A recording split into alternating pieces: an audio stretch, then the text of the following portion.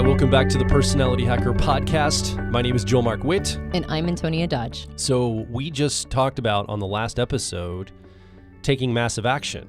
I said it's important to take massive action, but we didn't really talk about what does that look like with your personality type. So as you are working on your personality, as you're learning to grow and develop yourself and move through the world, what does it mean to take massive action for the self, like inside of your type, inside of your personality? Well, okay, I'm going to go to a theoretical place, but I think the big question is, how does one take massive action if the tool they're using is primarily an introspection tool for individuation?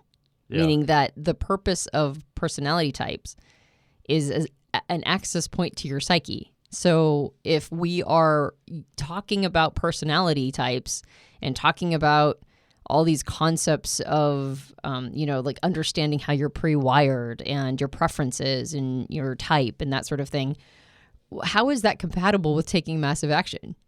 Yeah. I think that's I think that's an understandable question a person could ask. It's like take massive action and go meditate on your inner space. Yeah. How do you take massive action and also meditate? Aren't you supposed to not do stuff? Yeah, right. The whole point of it is to unplug and get someplace else and understand who you are. And I don't think that the chasm between those two concepts is quite that big. I think most people are, interested in type systems in order to be able to improve their relationships, improve their understanding of how they're going to move through the world, to help them make better decisions, right? What's my career going to be? Who am I supposed to end up with? So obviously there are decision points that we can apply this information to, but the idea of taking massive action, how does that work, right? And you said, how do you do that for your personality type? And I would say, how does anybody do that? How do they take massive action when they're trying to understand themselves more? I think there's a body-mind connection. So I look at it. So first of all, maybe I have a distinction between action and outer world impact or results. I don't necessarily conflate those two things. Like actions are the things maybe I'm doing, and that could be an internal thing I'm doing, quote unquote, versus an external thing I'm doing. It doesn't mean that that's necessarily a physical manifested like result in the outer world. I think we definitely think that action looks like outer results. And yet there's a little bit of truth to that. Like, and for me, I want to find ways, even if I'm ruminating on the inner space, I still want to somehow connect it, like body mind almost, like connect it to my physical body, connect it to something that's outwardly expressed or moved, because I think that there's this connection. There's almost a yin yang element. If I want to feel happier, I can take action inside of myself and reframe my emotions and thoughts to feel better and smile, or I can externally smile with my face and it sends a signal to my brain that I feel happier. So you could actually use your body to feel better and reverse engineer it, or you can use your mind and your emotions to feel better and come this way. So I think that kind of is how I'm thinking about it as far as taking action with your personality. There's like an inner way going out and an outer way going in. Yeah. Well, and processes that lead to good results, I think, are still actions. Like if you're running a process, even if that process is, not something that other people can really observe in the outside world, you're still taking an action for yourself because you're running a process. You're figuring something out. You're honing something. And the goal, right, the hope is that the outcome will be that those processes will lead to better output, right? And so eventually a person will see the results, but they might not see the process occurring as you're working on it. So let's use that as an example. So you're an ENTP in the Myers-Briggs system. When you decided to develop your personality, to focus on the wiring of your mind, you took massive action around your co-pilot or auxiliary, Antonia. I did too, but I'm just going to reference you right now because I've got a different co-pilot, different auxiliary. Your auxiliary co-pilot is a function technically called introverted thinking. We've nicknamed it accuracy. It's an internal process. It's about what's internally logically consistent for you. So how does this look like? How does massive action, let's start maybe with a personal example. How did you take massive action to grow this aspect of your internal logic when it's all introverted stuff? Yeah. No, that's I think that's a fantastic place to start, which is an example that will, I believe, illustrate the point that we're ultimately going to be driving to. In order to gain my my thoughts back, in order to gain an ability to program my own mind and discover what made true analytical and logical sense to me when I stopped outsourcing that to other people in behalf of relationships. The only way to do that was to physically remove myself from a context and socially remove myself from a context that was too high pressure, that didn't really give space for me to do that. So in order to do work in my inner world, I had to change my outer world circumstances and environment. And I would argue that that was probably of all the massive actions I've taken in my life, that was the biggest, right? That had the most implications. It had the most, one could argue devastating results in the moment. It was massive action. And I had to do it in order to set the context for me to do that inner work. So I think that really does actually illustrate the point and answer the question, which is, how does one take massive action if they're understanding themselves and if they're individuating and understanding their own psyche? And the answer is, in order for us to, it's that phrase, you can't unsee certain things. Once you have access to parts of yourself that were previously unconscious, or once you have language to things that you might have understood about yourself in a feeling sort of way, but now you understand it with greater articulation. Now that encourages you to you have to act in accordance with that. Otherwise, you create your own cognitive dissonance. In order to make sure that you're honoring this increased self-awareness, if your outer world does not reflect it, if, say, your persona, which is the access point to the rest of who you are internally, if your persona does not match the rest of your psyche, you will create dissonance and everything will suffer.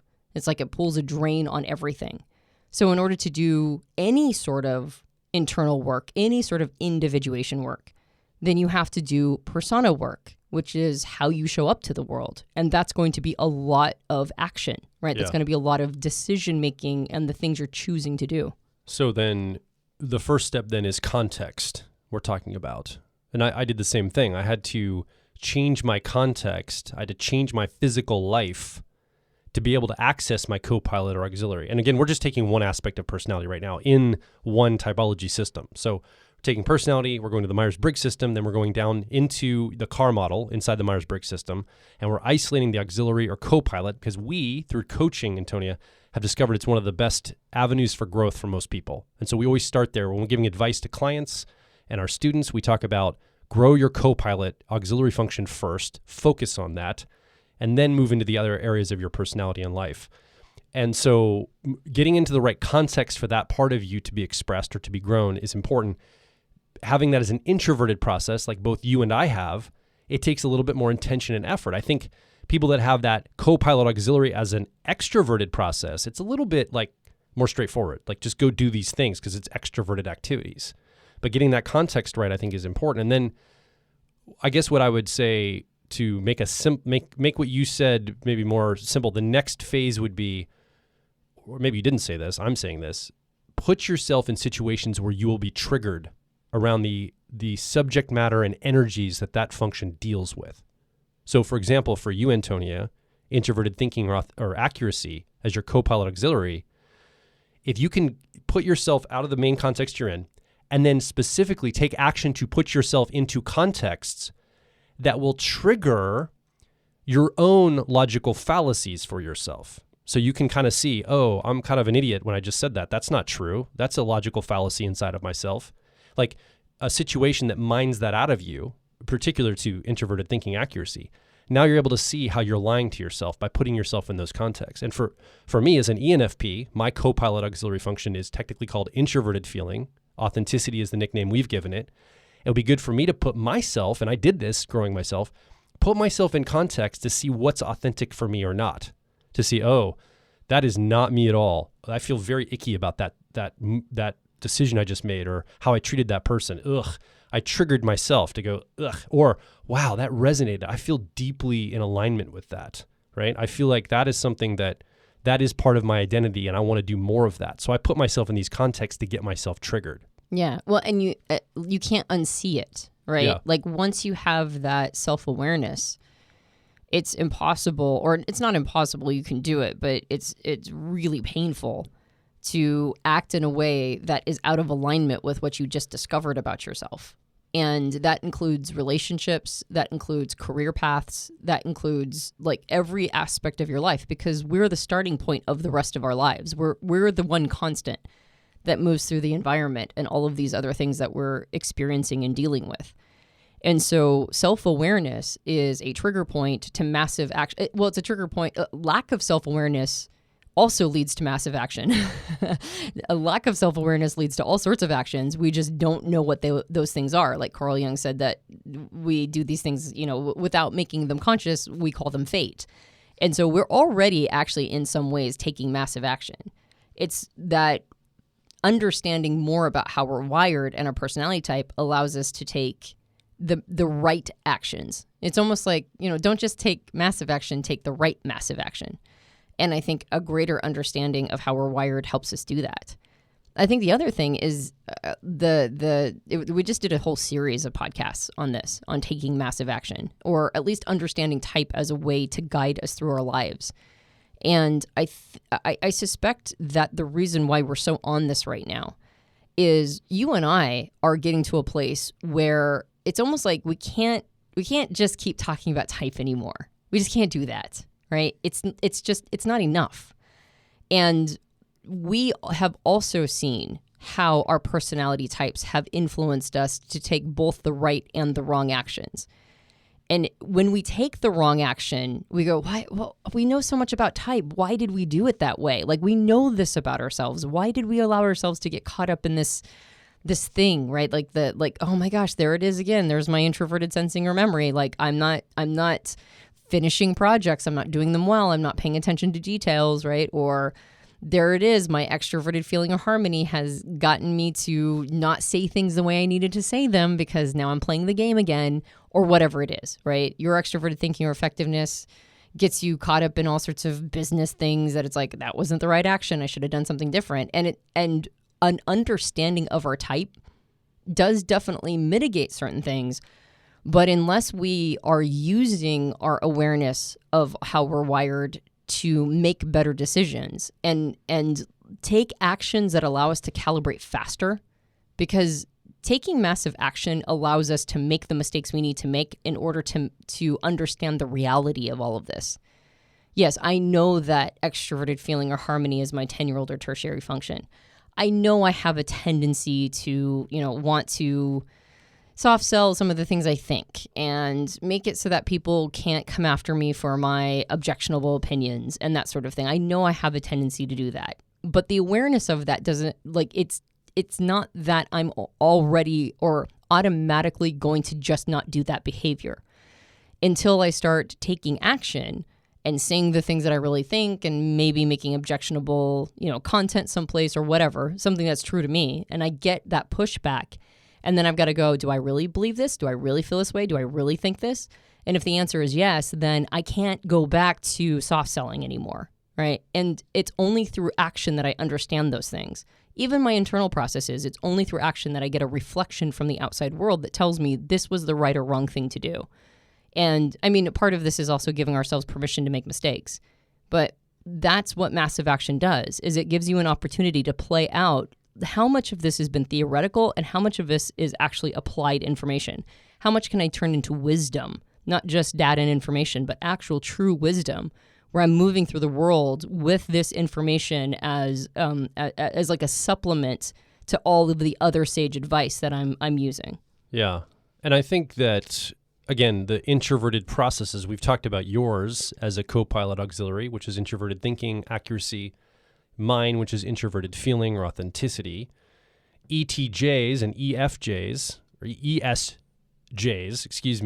are going to have introverted sensing or memory as their co-pilot auxiliary. That's also an introverted function. It's not even about decision making, it's about perception, it's about perceiving or learning. And ENJs are going to have the co-pilot of introverted intuition. We've nicknamed introverted sensing memory, introverted intuition, perspectives.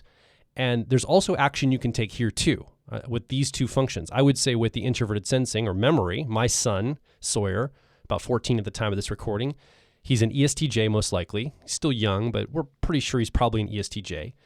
And his growth path means I want to help him as a father access his introverted sensing or memory process. Well, it's introverted, it's perceiving. What can he do there? Well, one of the activities that I work with him on is creating timelines of his life. I have him sit down and I have him write out on paper the different aspects of his life, the different moments of his life, the key moments that define him as a person, that impacted his collective understanding about himself and about the world. And walking through those and mapping those out is an action he can take to exercise that process. Even though it's an internal introverted process, there's still things he could do in the outer world to reflect back to him about that co-pilot. For an ENJ, it might be something like going to a float tank, a sensory deprivation tank where you shut off all your sensory information and you get into your inner space. You let your mind wander and bubble up intuition for you. And when you do that, you're taking action by going to the actual place where there's a float tank or sensory deprivation. Like you're taking action to put yourself in the context for these things to surface for you in your co-pilot. And again, we could talk about the 4 extroverted functions. I think they're so much easier. I envy the introverts of the world that get to just go do stuff to grow themselves. They don't envy themselves, I'm sure, because they're like, I got to go do stuff to grow myself. I just want to stay in my introverted state. But I envy them because I'm like, that's great. I'm an extrovert. I like to do lists. I like to go do actions in the outer world. So that makes sense to me. So of course I'm going to want to go that direction. And introverts wish they could stay there. And it's the probably the flip for introverts. Yeah. Yeah. So no matter what it is, you can take action based on this increased self-awareness. But you and I were talking about so what are the phases? If a person is going to use this to do, as Carl Jung talked about, individuation, which is discovering who you are and your whole self. Well, what are these phases? What am I supposed to do? How am I supposed to set up a map? And we have come to the conclusion after doing lots and lots of mentorships that the best path of growth basically looks like this. And I'm about to, in maybe 5 or less, 10 or less sentences, I'm about to say something that is a literal lifetime's worth of work. All right, so I'm gonna lay out the map for the rest of your life, at least when it comes to individuation. You remember that old 80s commercial from when we were kids, that game Othello? It takes a minute to learn and a lifetime to master. Right. That was like the tagline for it.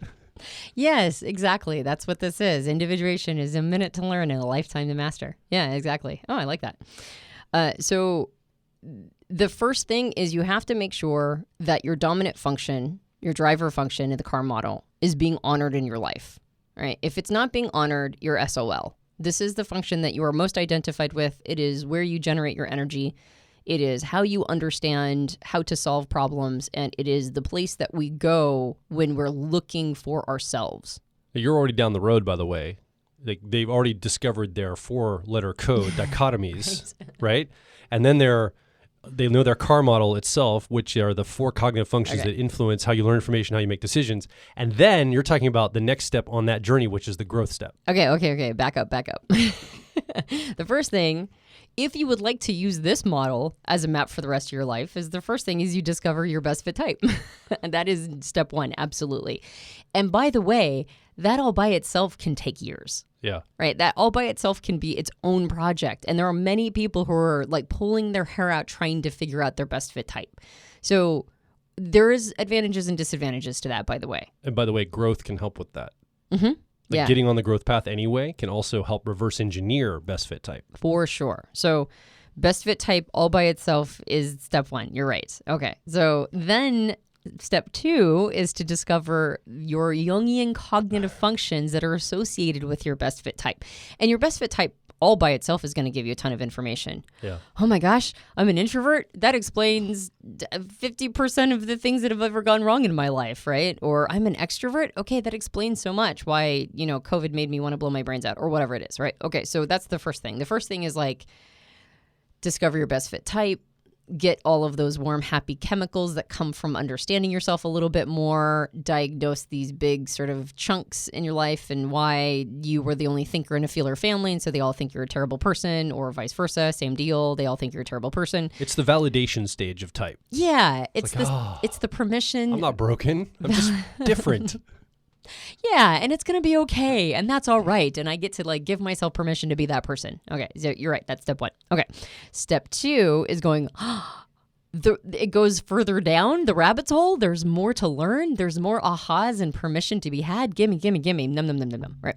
And so then that's like the next phase, which is getting into your cognitive functions, the mental processes that you come pre-wired with that tell you what aspects of reality and life that you come out of the blister packaging just being fascinated by. All right. So that's step two. And then once you realize that there is a modality here, right, there's like a whole process, that there are certain functions that precede other functions, and those are your favorites, and you get a good definition for those things and go, oh, this is my dominant driver function. You learn the car model, which makes your life a lot easier. And then you use those functions, that understanding of those functions, to get to the part where I just jumped to, assuming that everybody in our audience is already there. But I'm glad that you reminded me that there might be newbies that are just entering this phase, and there's a whole world in front of them, which is kind of interesting and fascinating and exciting. Okay, so I backed up. Now I'm at the place I was before. So the first port of call after you get through the introductory phase of learning your best fit type and giving yourself permission, all that stuff, which again can take literally years. Then you get to that place where you go, what is my dominant function? And the most important aspect of this is that you make sure that your life is ergonomically designed to honor that function. And that all by itself might be massive action. That's a big part of why I graduated from the religion of my youth, is not just that it wasn't gelling with my introverted thinking or accuracy, which is what we were hinting at. That's the work I had to do. But really, the context didn't honor my dominant function.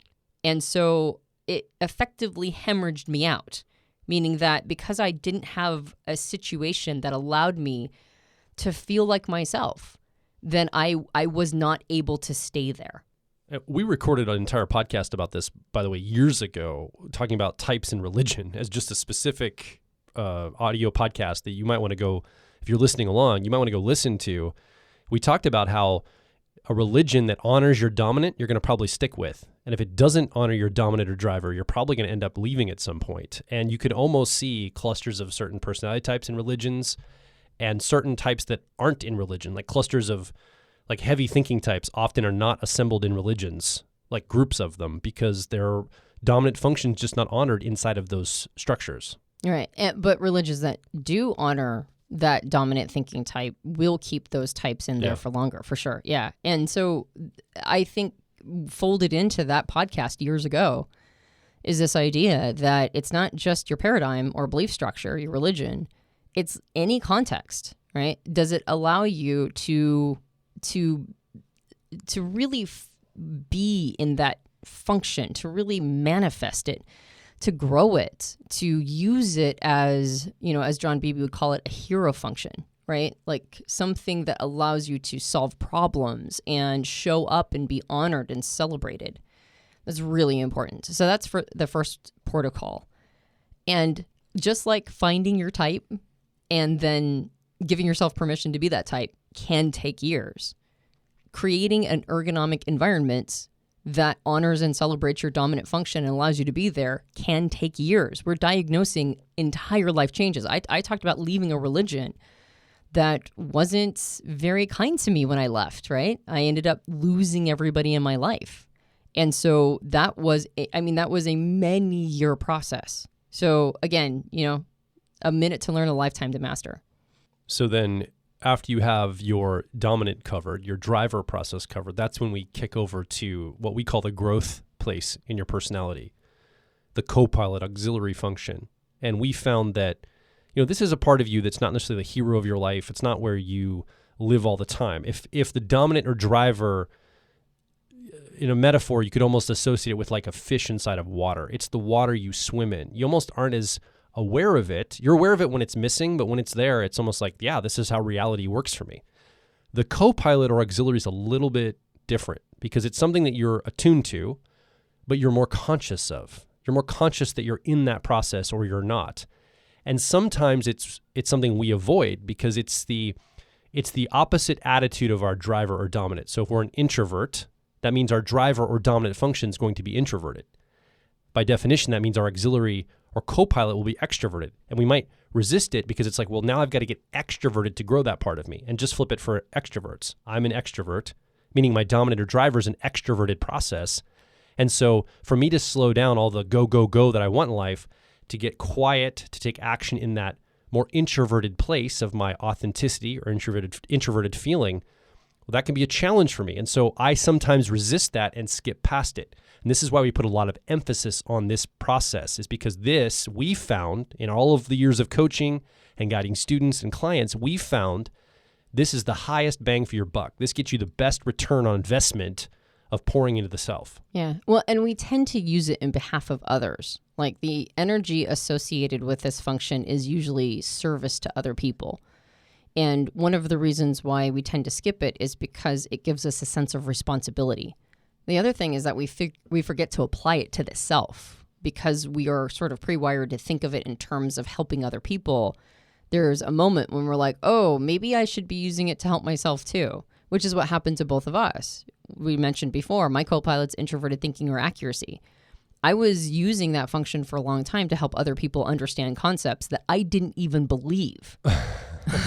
I was like, here, let me explain it to you and break it down for you. Out of the Bible, here's how this works. Right. And then later on, I was like, maybe I should be using this to figure out things for myself. And once I started to apply it to the self and made myself part of the group of people who needs to be serviced by this function, everything changed. So on some level, leaving my previous life in order to honor my driver was a mini-year project.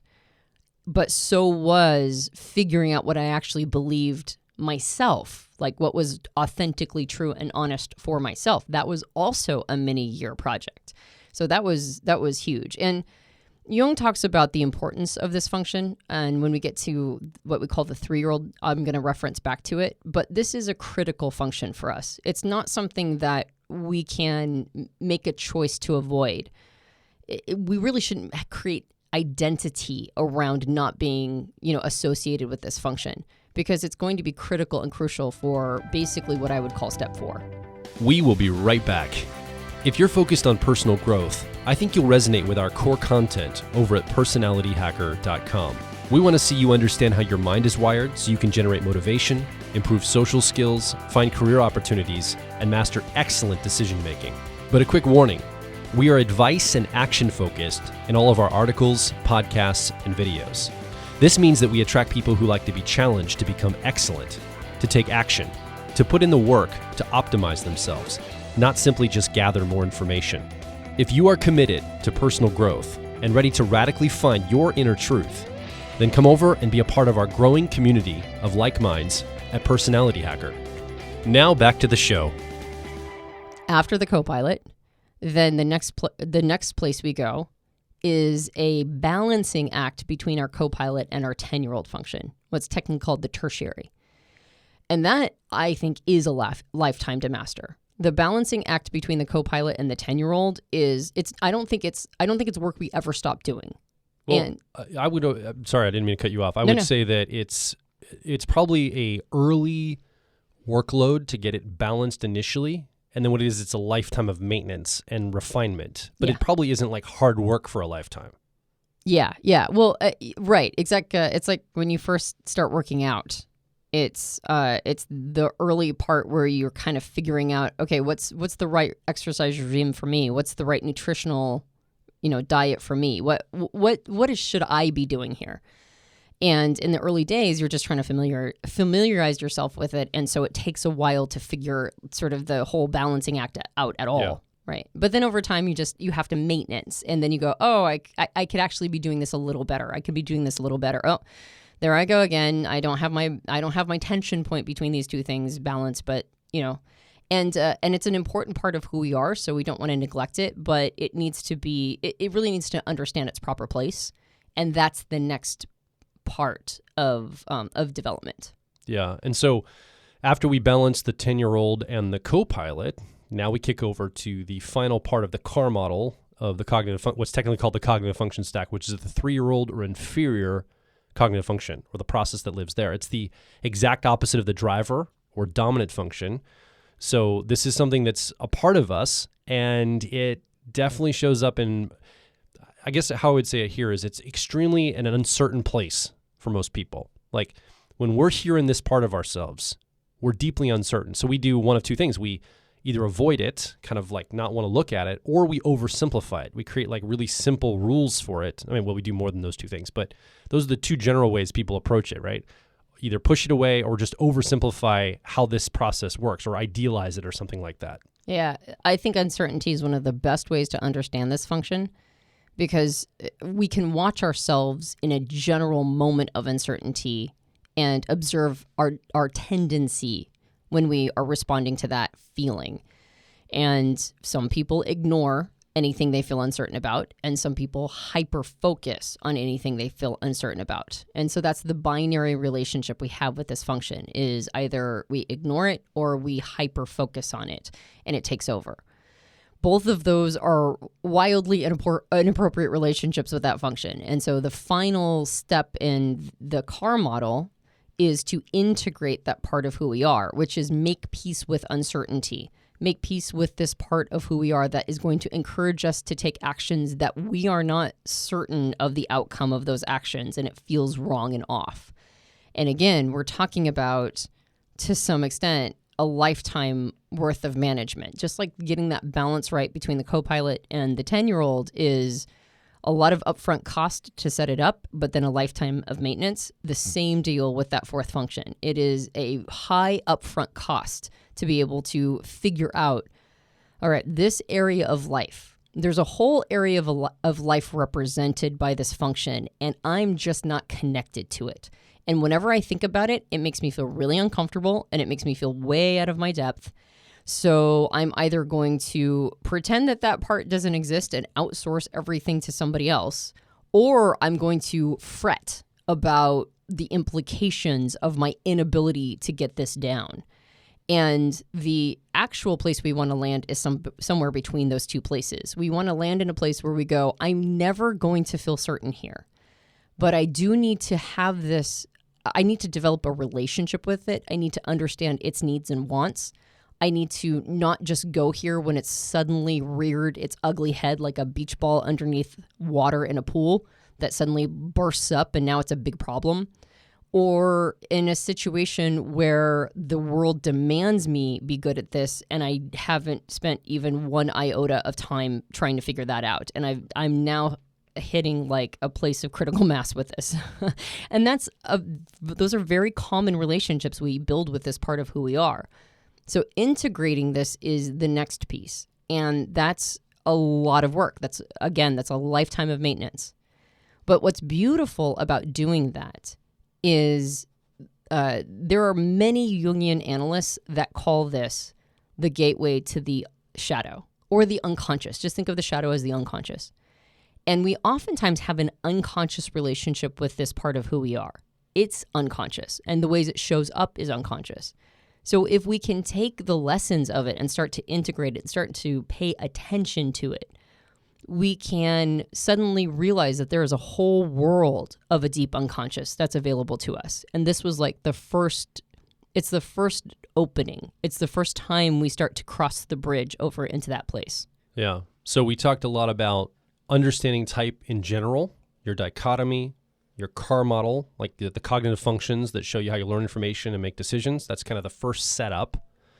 Then we talked about working through these items, deal with your driver, your dominant, your auxiliary co-pilot, balancing the co-pilot 10-year-old, and then coming over and working with the 3-year-old or inferior to integrate it. Because, as you just said, Antonia, if you get to that level, now you have access to the shadow self. You have access to all the parts of you that are way more murky. I mean, you want to talk about the 3-year-old being a hard thing for us to grasp as people. Like as we look at our personality type in that CAR model. And by the way, if you're a new listener and you don't know what we're talking about with the CAR model, just go over to personalityhacker.com and just search CAR model, and there'll be some information on what we're talking about, how you can find your CAR model for your type. Well, and if you're a new listener, Joel just used the phrase dichotomy, and what he meant by that is your 4-letter code. Yes. So when you discover your best fit, we called it your best fit type, but like I'm an ENTP and Joel's an ENFP, yeah, or those are the preferences we have. each one of those letters stands for a different dichotomy: introversion, extroversion, sensing, intuition, thinking, feeling, and judging and perceiving. So that first element is to get your dichotomies accurate and to understand your 4-letter code. Yeah, it's almost like the reference point on a map to know more detail. Like it's like a decoder ring. It shows you where to look to find the cognition of your mind. That 4-letter code does. So when you start to work and integrate your 3-year-old or your inferior, John Beebe calls it the anima or animus, right? This is the part of us that is the animation of our lives, almost. And I think there's also some conversations around it being our what's that called? Aspiration. That's the word I'm looking for. The aspirational element. So this is a really interesting and important part of our personality and our car model. But there's a whole set of functions, 4 of them, that live in our shadow that we don't have as much direct access to. It's a little murkier. And so having a really good understanding of the car model, understanding the personality aspects that we can get in touch with and grow, I think gives us a better point to work with some of the shadow material that starts to surface. Yeah. And I think this leads us to phase 2. So what we talked about with all that stuff, which is like a lifetime of mastery, that's phase 1. Phase 2, which you can do concurrently with when you get to a certain point of phase 1, primarily I would say when you start to really understand what it means to integrate that 3-year-old function, that inferior function, and you gain access to the concept of the shadow. You start to realize that there is all this terrain, all this territory within yourself that you didn't even know existed, or you othered, which is creating a distinction between yourself and that thing. And when we other it, that's divided, right? And individuation is bringing divisions back together. It's like it literally means not divided. And so when we're trying to individuate, when we're trying to understand ourselves separate from other people, but as a whole individual, right? As a whole, complete, not divided self. All that stuff that's in the shadow, all that stuff that's unconscious, it needs to be at least acknowledged that it exists. And when we don't do that, we tend to project it onto other people and go, that's not me, that's everybody else. And all those people are super obnoxious. I don't like any of those people. Not knowing that they're simply reflecting back to us all the stuff that we don't like about ourselves. So, and looking at it through the lens of individuation, I would still say that order of phase 1 works, right? Our first individuation is recognizing that our dominant function, our driver function, is different from other people. This makes me special. This makes me different from others. And I might run into people who share my same driver function, and I go, oh, you're really similar to me. That's fun. But that's the first thing that we go, I'm unique, I'm different, I'm special, right? And that's our first level of individuation. And then we work all the way through those cognitive functions. And as we do that, as we go through the car model, we're going to be put into circumstances and situations because we're not going to not be able to take action on it. You can't unsee certain things. Once you understand aspects of yourself, it's really hard to stay in an unconscious state. It's really hard to stay in a place where you're not being honored, that these aspects of yourself you've discovered, other people don't give two craps. They're like, I don't care. Keep doing the thing I want you to do. And it's like, that doesn't work for me anymore because now I understand what I want. Now I understand what my purpose is, where I fit in this ecosystem.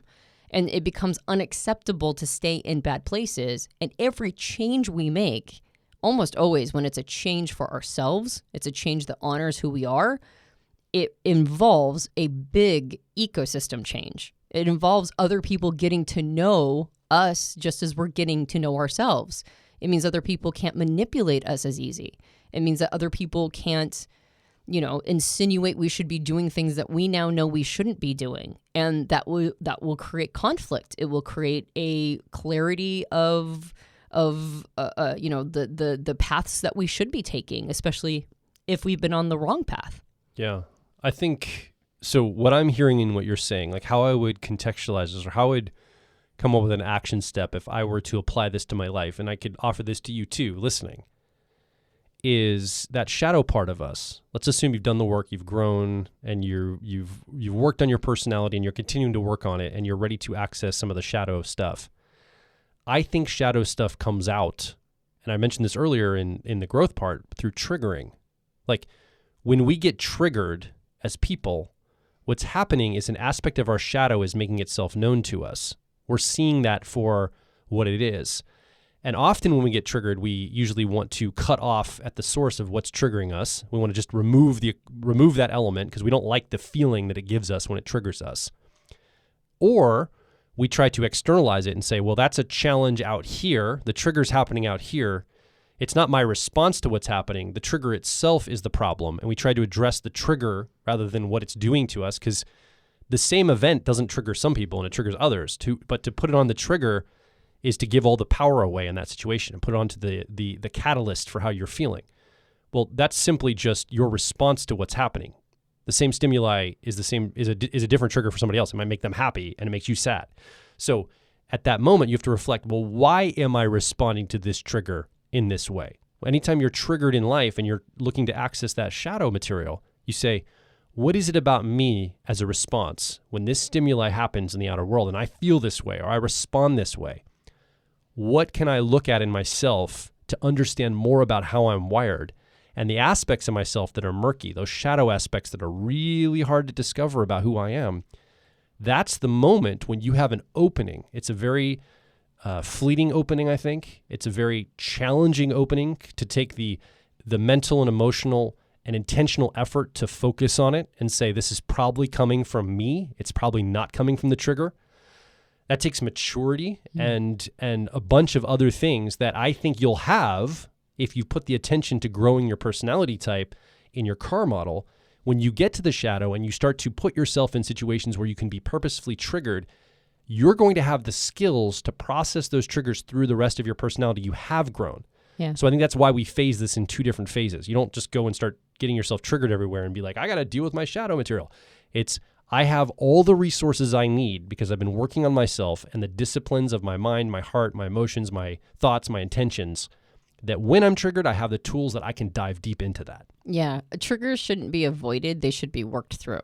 And I don't know if you want to put yourself in a situation where you're like getting triggered all the time by a million different things, because each trigger leads to work that needs to be done. So you probably want to handle them one at a time, especially if they're big ones. But if a person starts to see triggers as a gift, not a curse, then the relationship one has with the outside world radically shifts and alters. Yeah. It's no longer that you're on the receiving end of everybody else being a big meanie or the world not caring about your feelings. It's that they've just provided, they've just shone light on something. And that's the only way, by the way, that's the only way we get that light. Jung talked about it multiple times, that the only way we see our shadow is through reflections and mirrors. We need other people to trigger us. We need them to point out those things. And I think we have, to some extent, gotten so far away from shadow work as people that we start to see people, others triggering our ability to see the things in our shadows as being somehow an attack. But it's really an opportunity. So I think it's important. I think you're totally right that triggers are a great place to start to dive down. And if you have language around type, I mean, I'm not even saying that this is like empirically true, but if you have language around type, now you have something that you can focus your attention on. You can use that as a further reflection of what's going on for you. You don't just get the, sort of the stab of the trigger and I guess I have to be in this terrible emotion for a while now. Like, it's not like that. It's like, okay, I got triggered. This is painful. What could this relate to? Maybe something in my past. Well, something in my past is related to what else about me. And I can use these models as a way to almost conceptualize it, give myself a little bit of psychological difference or distance, like maybe emotional distance from the pain, and work on it in a way that feels manageable, not like it's going to overwhelm me, for sure. Yeah. Like, I could think of an example a long time ago. Like, I was in a business meeting and I was speaking up and someone else was sharing their ideas. And all of a sudden I felt this trigger of competition come up in me. Like, it was like, oh no, they're going to like outdo me in this business meeting situation. And I all of a sudden started to see them as the problem, this person and the ideas they were putting forth, and being like, I was focusing on external things like, well, they cut me off and they're sitting closer to the boss, right? The person that's the supervisor. So they're going to get paid attention to more. They're speaking louder. They're more bombastic and running over the top of people to get their ideas out there. I kept thinking they're the problem, right? And I kept thinking like it was about the thing itself, the conversation we were having and the ideas in the business, completely ignoring that I'm having this emotional response, this competitive emotional response toward this person, thinking they're getting more value and more recognition and all these stories that are going on, narratives in my head. And it's just building and building. And I remember having this moment where I was like, wait a second. Like everybody else in this room isn't responding the same way I am. So this isn't an objective thing in the outer world. This is personal to me. I'm personally responding to this person. No one else is. So why? What is going on there? I started to reflect on myself to say, okay, what part of me feels competitive? What part of me is insecure about the ideas I'm bringing forth? What part of me wishes I could be more like that person? I envy them. They're speaking up more. They're asserting themselves more. They're saying the things I wish I would have said just 2 minutes ago. The ideas I had, they're putting them forward. I wish I'd said that. That was my idea, right? But they're the ones saying it. And now I'm making it about them, but it's really about my response to them. And so this is something I think that we can have happen in our lives all the time. And I think that, it can also help us grow our regular, our car model personality, not just our shadow access. Right. It's part of a ton of development as people. Well, and it's something that I actually appreciate. Like you said, it's an opportunity for me. Yeah, I'm sorry. I didn't mean to almost cut you off, but I was going to say that I mentioned before that co-pilot work. Oh, I was going to mention it again, but when we got to the fourth function. But it's actually, Jung talked about how developing that auxiliary part of who we are is, it's a cushion to work in our inferior. Like the parts of us that are in the shadow usually or unconscious for us. Doing more development in that auxiliary function is how we cushion the blow of it. We cushion the sting. And what I heard you just saying basically is that when you felt this trigger, you used your ability to go inside your own intentions and motivations and what you knew about yourself. You studied your own emotional response and reaction to understand yourself more and understand the situation. Well, that's introverted feeling or authenticity work for you. That's right. And so you used that co-pilot function to cushion the trigger, to make it so that it was a little easier to manage and a little bit more palatable to work through. And so I think so we're talking about getting into the shadow, which is part of, as I mentioned before, phase 2, which is entering the place of archetypes. And you can work on that simultaneously with phase 1, but you have to get to, as I mentioned, a certain point of phase 1 to even be able to access phase 2. And the archetypal energies, and we've created whole podcasts around this, for Jung was what he called persona, ego, shadow, and whole self. And there's other archetypal energies in there, conscious, unconscious, and collective, and that kind of thing. But I think paring it down to those 4 makes it more manageable as people who are looking for individuation, right? People who are looking for a way to understand ourselves. And going back to this idea of taking massive action, once you get to a place where you're working on archetypal energies, action is crucial. You have to be in action to really, really implement this. So the first part is the persona, and the persona is the aspect of ourselves we allow other people access to us, right? Like it's the part of ourselves we're going to show to the outside world. And if we don't have our persona right, it throws everything else off. It's not like we can't have a persona that's fake, or we can, but if we do, we're going to be adding extra burden and weight to the rest of our personality.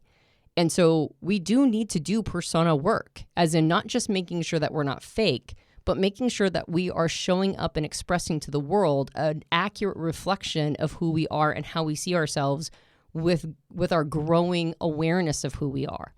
So that means that, everybody who's like, well, I'm not going to be fake. I'm not going to play the game, right? But they secretly want success and recognition and status.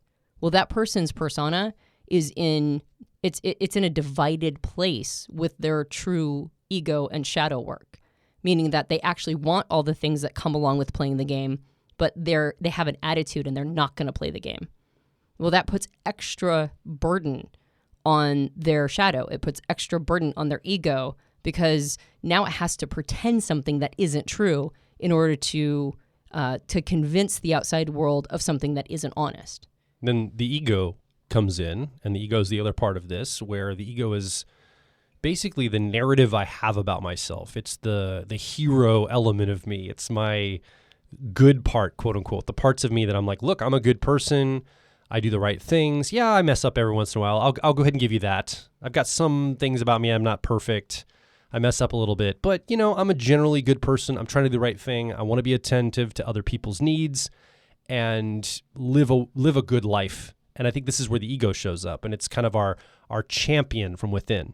Well, and I think, sometimes I talk about the ego as the part of us that's like, I'm a good person. And people will say, well, then I actually really know a lot about my shadow because I see all the bad parts. In fact, I see more bad parts than good parts.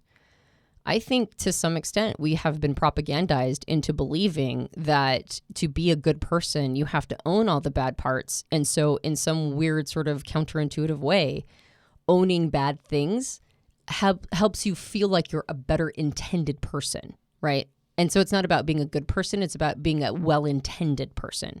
And that's the ego. The ego believes it's always well-intended. It always wants the best. And part of that is acknowledging all the bad parts too. In fact, maybe I'm a more modest and humble person if I see primarily bad stuff inside of me. If I don't see the good, there's this sense that good, like at the core, at the marrow, there's this sense that well-intended good people are the ones who are very in touch with their faults and failings.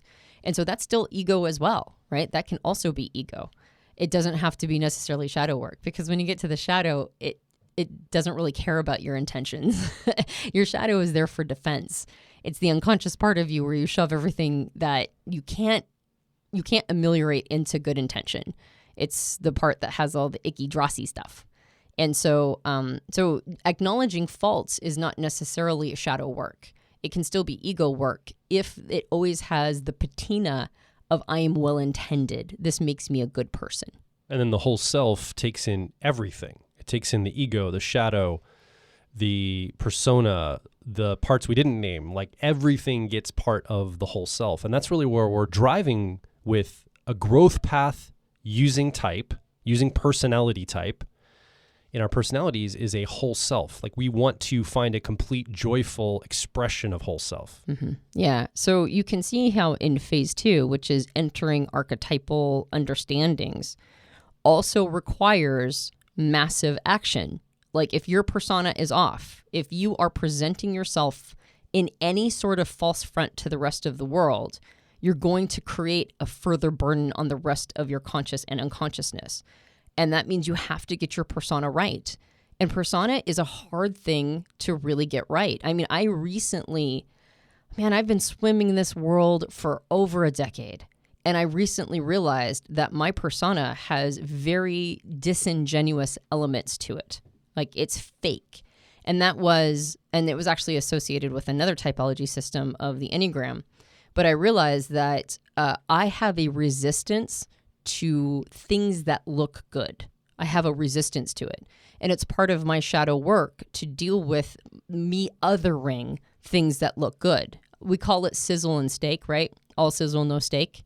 Well, I have had for a long time an attitude about the concept of sizzle.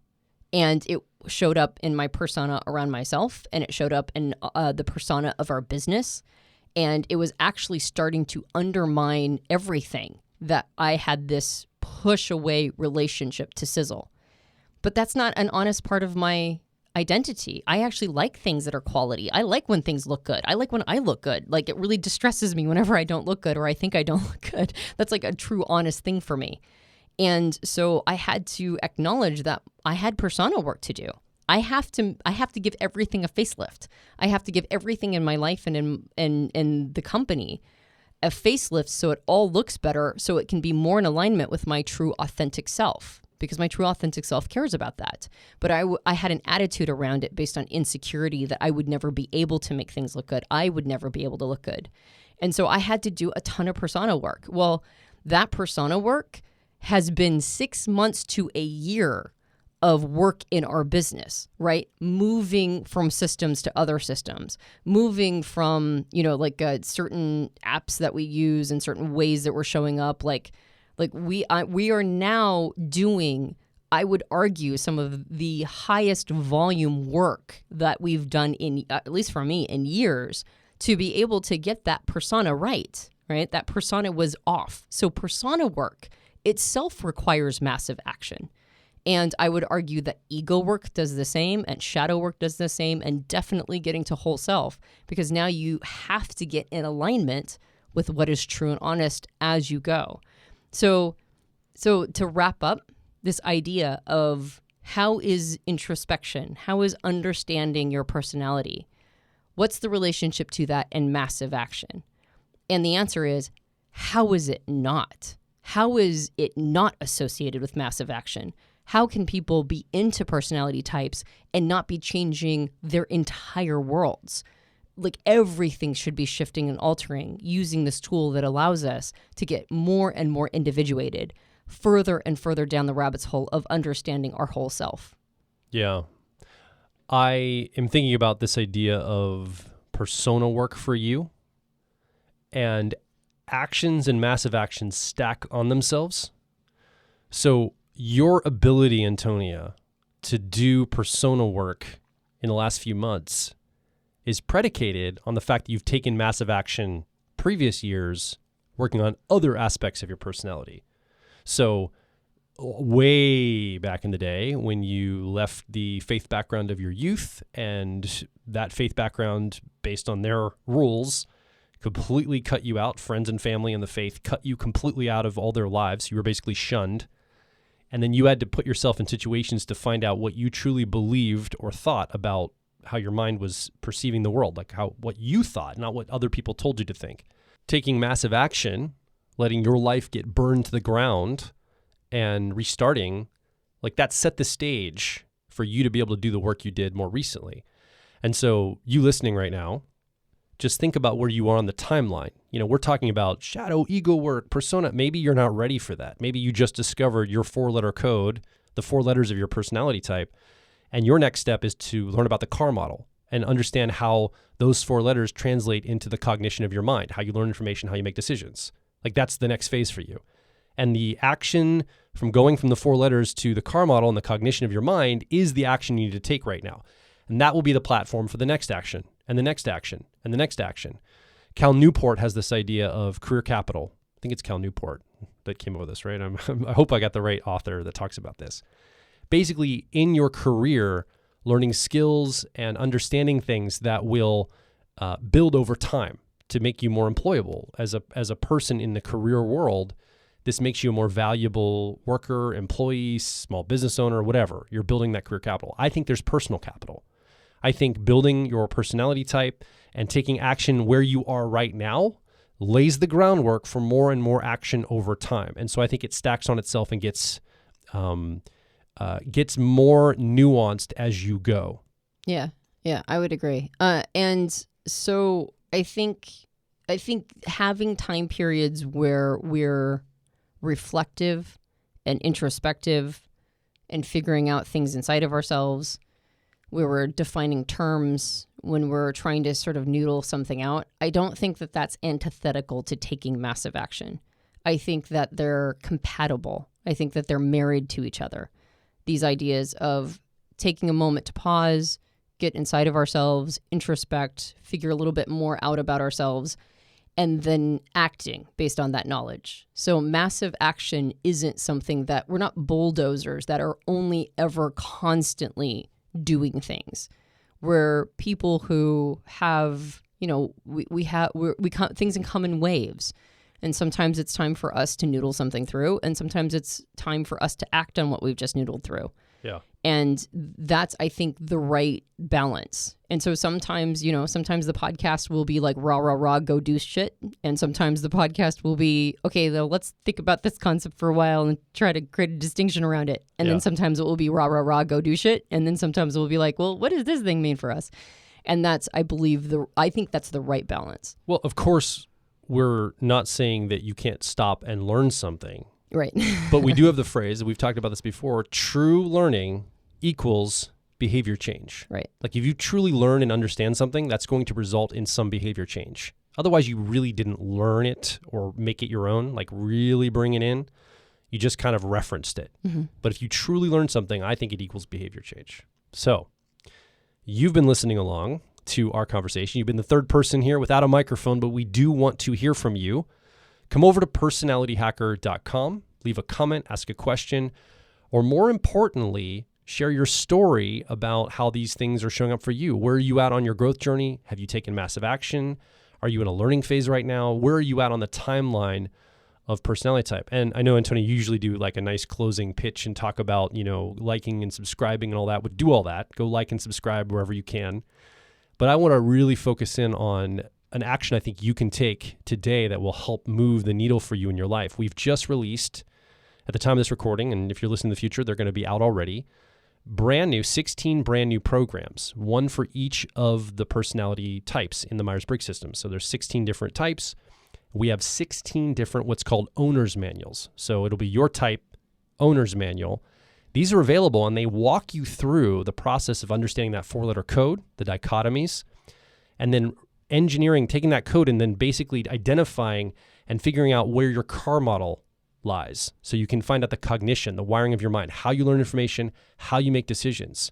And we know that now you've got a growth path in front of you to start taking action on. You can start taking action in your life. And this owner's manual for your personality type talks about that. It lays out the path for you to grow and to apply this to your life as the substrate, as the platform for deeper work, which is something we're eager to do with you. As you develop your personality, as you learn more, we're looking to go down into phase 2 of shadow ego work persona.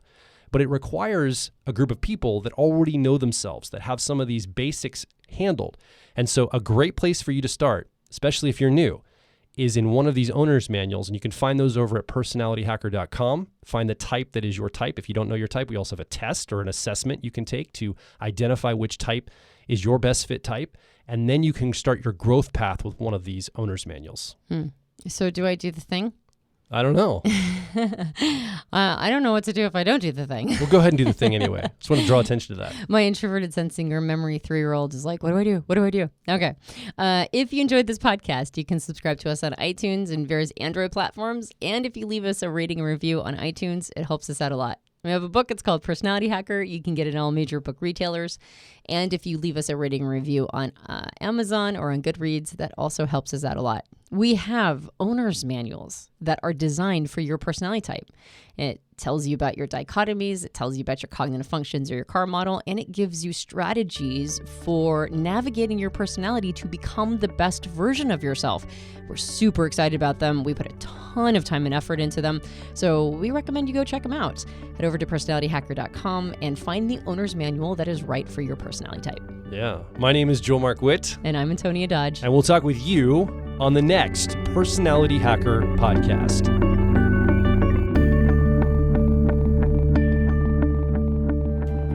If you're focused on personal growth, I think you'll resonate with our core content over at personalityhacker.com. We want to see you understand how your mind is wired so you can generate motivation, improve social skills, find career opportunities, and master excellent decision making. But a quick warning, we are advice and action focused in all of our articles, podcasts, and videos. This means that we attract people who like to be challenged to become excellent, to take action, to put in the work to optimize themselves, not simply just gather more information. If you are committed to personal growth and ready to radically find your inner truth, then come over and be a part of our growing community of like minds at Personality Hacker.